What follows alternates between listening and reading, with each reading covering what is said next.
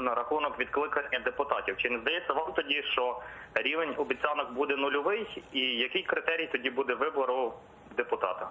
Мені здається, що просто депутату не повинно бути вигідно йти в владу. В владу мають йти менеджери, які є профі в тих змінах і реформі, які мають отримувати велику достатню зарплатню, але вони займаються дуже конструктивними і дуже скучними речами, якщо сказати, дуже такими. Всі блага, які для чого йдуть депутати? Тому що це відкриває шлях до корупції на даний момент. Чому ці обіцянки? Ну от скажіть мені, от мені що, немає що робити? От я вам обіцяю. І так рвуть в цю владу, щоб по 16 годин я не маю спати, змінювати країну.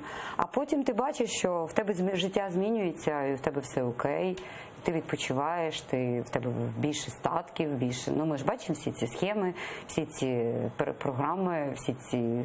Хтось когось весь час зливає, на роботу можна не ходити. Сьогодні ми з вами дружимо, ми зараз а потім ми з вами посварились, ми вас злили, Рома. Ну, таке скільки буває. ви купили будинків? А потім ми знову помирились. А ні, це не він, це його дружина бувша, чи що там ще, це підстава, це фотошоп все був. Ну, тому я думаю, що от не має стати вигідно. Тобто ніякої недоторканості. Це мають бути люди, які роблять просто зміни, просто таку от конструктивну таку роботу з приводу. І далі має бути одні прийшли і все, ми почнемо з нуля. Краще взяли, пішли далі. То у нас є ще така, знаєте, нова команда прийшла, все це закрили і починаємо знову розробляти спочатку.